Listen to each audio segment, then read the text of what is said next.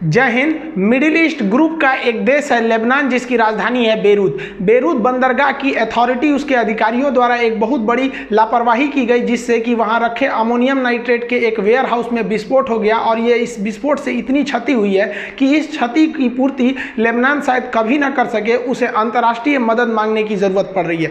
दरअसल यह वाकया जो है वो काफ़ी पुराना इसका इतिहास है। अगर आप देखेंगे तो 2013 में जॉर्जिया से एक जहाज़ निकला था जो अफ्रीकी देश जाने के लिए निकला था। जॉर्जिया से ये यहाँ पर एक छोटा सा समुद्र का पतला रास्ता, समुद्र में पतले रास्ते को हम जलसंधि कहते हैं और बहुत चौड़े रास्ते को हम चैनल कहते हैं। वह जहाज तुर्की के ऊपर से स्थित बॉस्फोरस जलसंधि से ये स्वेज नहर पार करते हुए वो अफ्रीका के मोजाम्बिक तक जाने के लिए था। लेकिन वो जहाज जो था यहाँ से जब निकला तो खुद ही ये लेबनान की राजधानी बेरूत बंदरगाह पर रुका और वहाँ से वो फ्यूल वगैरह कुछ लिया। लेकिन जब वहाँ रुका तो यहाँ बेरूत बंदरगाह के अधिकारियों ने उसे रोका तो देखा कि इसके अंदर अमोनियम नाइट्रेट है। एक्चुअली अमोनियम नाइट्रेट एक विस्फोटक की श्रेणी में आता है, जिस वजह से वो लोग इसकी प्रूफ, कागजी जांच कहाँ से आया है, कौन ले जा रहा है, इसकी जांच पड़ताल करना चालू किया। जब ये जांच पड़ताल की है तो पता चला कि उसके जो मालिक है इसके पास कोई भी इस तरह के कागजात नहीं है। तो ये लगभग 1-1.5 साल मामला चला। फाइनली 2015 में, ये तो 2013 से स्टार्ट था, यहाँ पकड़ में आ गया, लेकिन वो फाइनल कुछ पेपर वगैरह नहीं दे पाए। तो 2015 से इसको बेरूत बंदरगाह के अधिकारियों ने उसके अंदर जो अमोनियम नाइट्रेट था उसे जब्त कर लिया और कहा कि भाई जब तक इसका पूरा मामला क्लियर नहीं हो जाता तब तक इसे छोड़ा नहीं जाएगा। बेरूत बंदरगाह से इस जहाज से अमोनियम नाइट्रेट को निकालकर और वेयर हाउस में रख दिया गया था। और जैसे आप इंडिया में भी देखेंगे तो कई गाड़ियां होती हैं जिनका कागज वगैरह नहीं होता है, उनको पकड़ लिया जाता है तो थाने में वो गाड़ियां सड़ते रहती हैं सब। अब ये कितने साल रहेंगी, इन लोग का मामला कोई ठीक नहीं रहता है। तो वैसे ये भी कई साल से यहाँ 2015 से कंटिन्यू इस वेयर हाउस में था। अब इसमें जो था वो लगभग 2750 टन, मतलब लगभग 27 टन अमोनियम नाइट्रेट थे। इतनी बड़ी मात्रा में ये अमोनियम नाइट्रेट थे। ये अमोनियम नाइट्रेट बेसिकली 2 काम में प्रयोग किया जाता है। खाद के रूप में इसलिए प्रयोग करते हैं कि अमोनियम नाइट्रेट नाइट्रोजन का एक बहुत महत्वपूर्ण स्रोत है और खेत को नाइट्रोजन की मात्रा चाहिए फसल उगाने के लिए। साथ ही इसका प्रयोग कोयला खदान में विस्फोट द्वारा कोयले की चट्टानों को तोड़ने में करते हैं ताकि कोयले को निकाला जा सके।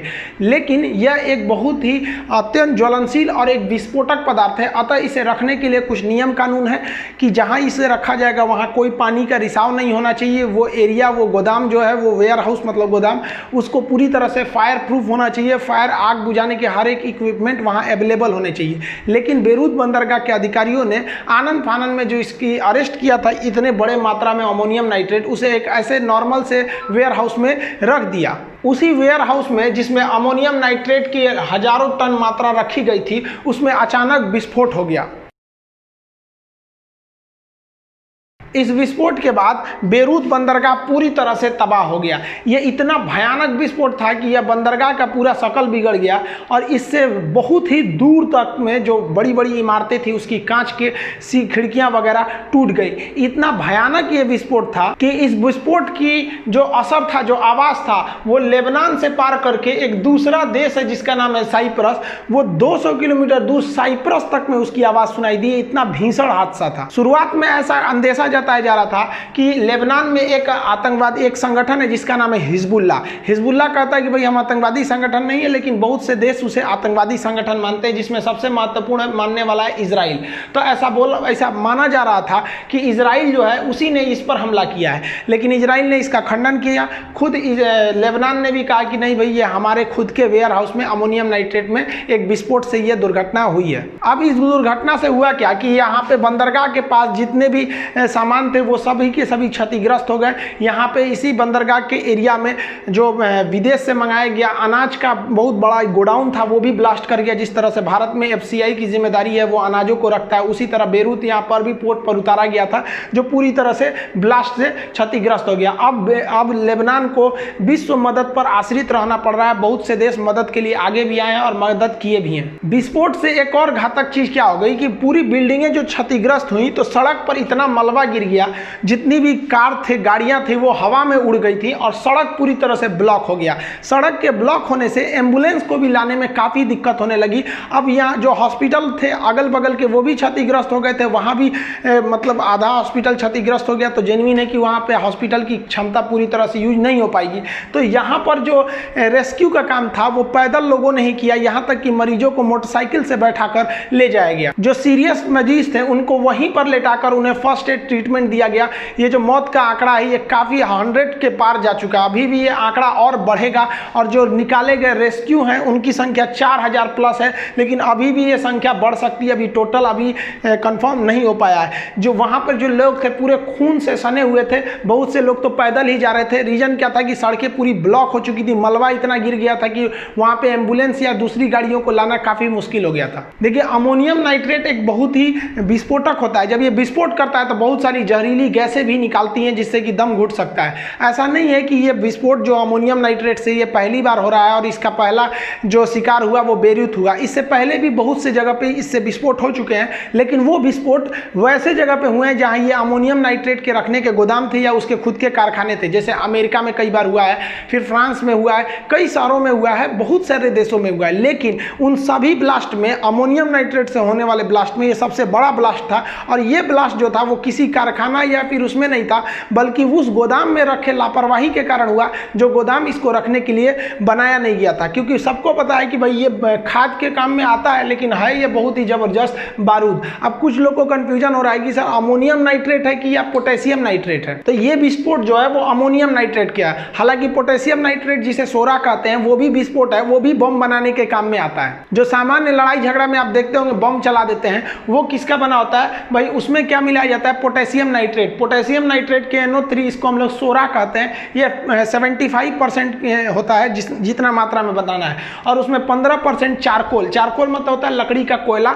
उसको खूब बढ़िया से पल्वराइज करके एकदम बारीक पीस लेना चाहिए पाउडर की तरह बनाने के बाद। उसमें गंधक यानी सल्फर की मात्रा भी होनी चाहिए। सल्फर लगभग 10% ले लिया जाता है और इसे भी पाउडर की तरह बनाकर पूरी तरह से पीस लेते हैं लोग। उसको बढ़िया से पल्वराइज करके खूब बढ़िया से पीस लीजिएगा तो वो एक मात्रा आपका बन के तैयार हो जाता है। अब इसमें क्या करते हैं लोग, किसी डिब्बे में इसको भर देते हैं। एक्चुअली जब ये डिब्बा में भर दिया जाता है और डिब्बे को खूब मजबूती से बांध दिया जाता है, इसको खूब अच्छे से सुखा देना है और डिब्बे में इसको भर के पूरी मजबूती से इसको डिब्बा बंद कर देना होता है।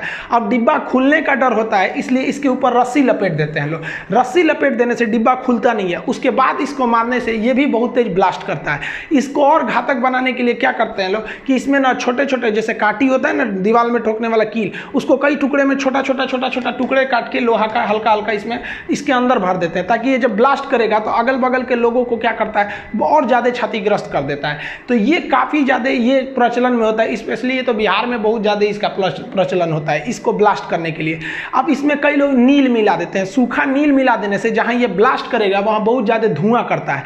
तो धुआं ये चारकोल भी करता है। देखिए, ये जो इसमें मुख्य विस्फोटक का काम करता है वो आपका काम करता है पोटेशियम नाइट्रेट। अब ये जो ईंधन का काम करता है वो चारकोल कर देता है। जो गंधक होता है ये बहुत तेज आग को पकड़ा देता है। और पोटेशियम नाइट्रेट की खासियत क्या है कि ये बहुत ही ज़्यादा मात्रा में ऑक्सीजन प्रोवाइड कर देता है, ताकि उतने ज़्यादा आग को तुरंत लगाया जा सके। क्योंकि आपको पता है कि ईंधन जलने के लिए ऑक्सीजन की जरूरत है। तो इस बंद डिब्बे में ऑक्सीजन कहाँ से मिलेगा?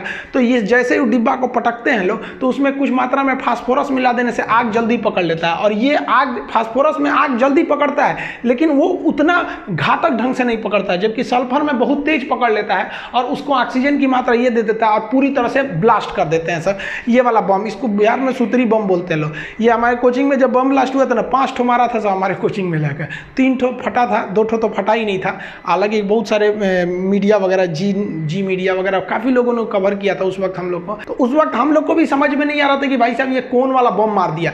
बाद में जब पुलिस आई थी तो पुलिस को बम का जो टुकड़ा दिया गया, एक्चुअली मारा था सब तो एक ठो स्कूटी, तो स्कूटी उड़ गया था। तो वहाँ से जो बम के टुकड़े मिले थे उसको फॉरेंसिक जांच के लिए भेजा गया था। तो उसमें पता चला था कि इसमें पोटेशियम नाइट्रेट वाला है। तो ये वाला जो बम होते हैं सब उसको मारा, ये बारूद होते हैं। अमोनियम नाइट्रेट भी एक बारूद है। तो इसका प्रयोग ज़्यादातर इसमें करते हैं। देखिए, ये आपको जो चीज़ हम बता रहे हैं ये नॉर्मल कहीं भी आपको मिल जाएगा। इसका मतलब ये नहीं कि हम आपको बम बनाने का तरीका बता रहे हैं। कुछ लोग वीडियो को, जैसे हम हथियार वगैरह का बहुत ज़्यादा वीडियो बनाते हैं, हमारा उसमें काफ़ी इंटरेस्ट है, तो कुछ लोग कहते हैं कि भाई साहब ये तुम पाकिस्तान और चाइना को बताने में मदद कर रहे हो। भाई साहब इससे ज़्यादा जानकारियाँ उन लोग के डिफेंस एक्सपर्ट और जासूसों को पता रहता है, उतना ही बताता आदमी जो पब्लिक डोमेन में है। आपको नहीं पता है तो आपकी गलती है ना, आप कुआं के मेढक हैं। ये तो नॉर्मल से छोटे मोटे, आप अगर केमिस्ट्री की बुक लीजिएगा तो ये सारी बातें उसमें लिखी गई हैं। तो हम ये नहीं कह रहे हैं कि आप बम बनाने के लिए अब हम आपको कलम दे कि लिखो बाबू या घोंप दीजिए आप जाके किसी को, तो हम आपको घोंपने के लिए थोड़ी ना दिए थे, हम आपको जानकारी के लिए दिए थे।